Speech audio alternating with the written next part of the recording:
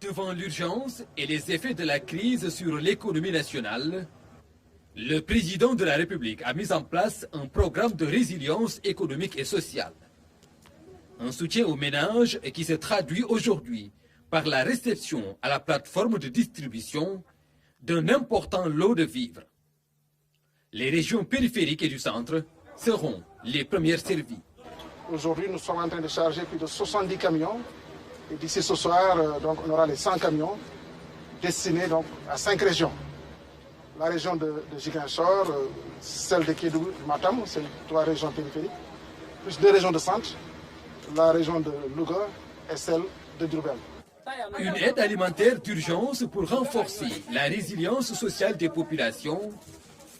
69 milliards de francs CFA dégagés pour l'achat de ces denrées destinées à 1 million de ménages éligibles jusque dans les zones les plus reculées du pays. Pour la première fois, notre pays va devoir organiser une opération de distribution de plus de 100 000 tonnes, par exemple, de céréales, riz, pour 1 million de ménages. Pour le sucre, c'est 10 000 tonnes. Pour les pâtes alimentaires, c'est 10 000 tonnes. Pour l'huile, c'est idem, quasiment le même volume et plus de 1 million de packs de savon qui vont être distribués jusque dans les villages les plus reculés. Une grande opération de distribution qui requiert le concours des forces de défense et de sécurité pour la logistique et l'escorte. L'administration territoriale et les élus sont aussi impliqués. Le ministère a travaillé très rapidement pour organiser la sélection des fournisseurs.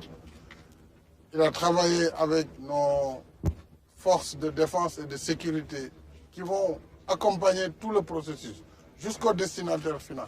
C'est une association de l'administration, de la société civile. Je me réjouis également de l'implication des élus, c'est-à-dire les maires dans chacune des communes travaillera avec ce dispositif, mais aussi les présidents de région vont accompagner. Pour la stabilité macroéconomique et financière, l'État soutient également le secteur privé. Une injection de liquidités assortie de mesures fiscales et douanières pour préserver les emplois. La première ordonnance que j'ai prise après la loi d'habilitation a été une ordonnance qui a pour vocation de préserver les emplois autant que faire se peut et surtout d'empêcher des licenciements en dehors du seul cas de la faute lourde pour être salarié. Mais aussi de pouvoir accompagner les entreprises afin que si le chemin technique doit être décidé, qu'il puisse être fait dans des conditions encadrées. Cette opération consacre ainsi le démarrage effectif du programme de résilience économique et sociale. Le chef de l'État en appelle à une plus grande prise de conscience des risques liés notamment au cas communautaire. Respect, même s'il y a encore des situations qui nécessitent quand même une plus grande prise de conscience de nos concitoyens. Lorsqu'on voit l'évolution de la maladie dans notre pays, on se rend compte que des efforts ont été faits, d'importants efforts pour contenir la maladie. Mais nous avons encore un gros risque. Ce sont les cas communautaires qui surgissent et pour lesquels nous n'avons pas de maîtrise. Alors, le danger, c'est justement de cohabiter avec ces cas qui pourront contaminer à une échelle exponentielle les autres dans les différentes localités. C'est pourquoi je voudrais encore une fois lancer un appel pour que les consignes de pouvoir rester dans les domiciles soient respectées avant de nous amener à prendre des mesures encore plus draconiennes. Parce que si la situation l'exige, ces mesures seront mises en œuvre. Pour ne pas en arriver là, il faut que nous respections ces recommandations, de rester chez soi quand on n'a pas une action urgente ou, disons, un travail essentiel à faire. C'est une forte recommandation. Ensuite, il faut respecter le couvre-feu. Et je demande aux autorités administratives d'être extrêmement rigoureuses sur les conditions de déplacement dans des zones ou dans des localités où la maladie se développe. C'est pour le bien de tout le monde. Je voudrais saisir cette occasion pour, d'une part, remercier encore une fois les personnels de santé pour leur dévouement, leur engagement dont ils ont fait montre, mais aussi féliciter le gouvernement pour la mise en œuvre dans des délais extrêmement courts des décisions que j'avais arrêtées. Sociale, grandeur nature, elle se déploie sous haute surveillance militaire. Des dizaines de camions sont remplis de sacs de riz.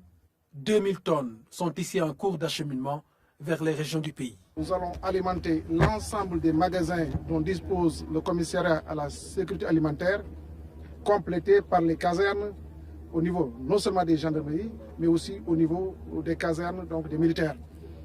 Et cela va toucher quasiment toutes les régions et une bonne partie des départements à l'échelle nationale.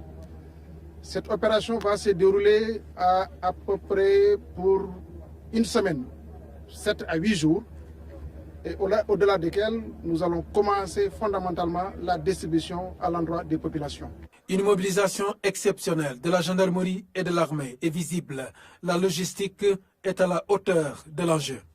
Le rôle des armées dans ces opérations peut être séquencé en 3 phases. La première phase qui consiste à appuyer le ministère dans le transport des denrées de Dakar au niveau des magasins centraux du commissariat à la sécurité alimentaire. Aujourd'hui, il y a 75 camions qui vont quitter pour aller vers 5 régions. Pour la sécurité des convois, la gendarmerie est déjà sur pied. Chaque convoi est composé de 10 camions. Pour cette première journée de déploiement, 5 régions seront servies.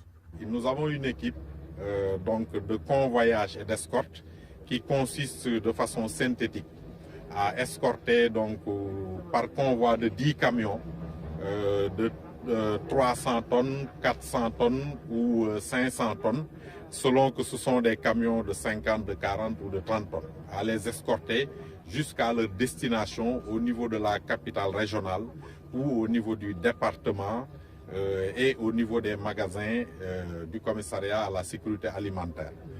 L'État reste aussi attentif aux préoccupations des producteurs locaux en matière de choix alimentaires destinés aux ménages vulnérables dans le cadre de la lutte contre le coronavirus.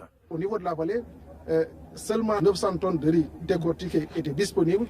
C'est la raison pour laquelle nous avons fait appel donc, aux fournisseurs qui disposaient du riz importé. Alors, pour les autres produits, c'est-à-dire, en tout cas, nous allons faire une évaluation à la fin donc, de ce premier processus. Et naturellement, si l'État décide en tout cas d'élargir la gamme, ça se fera. Sinon, on va apprécier quelle démarche en tout cas prendre pour que en tout cas, toutes les parties, en termes donc, de production locale, puissent être impliquées dans cette dynamique. Le président de la République tient à l'accélération du processus de distribution de ces denrées alimentaires. 1 million de ménages vont bénéficier de cet appui de l'État.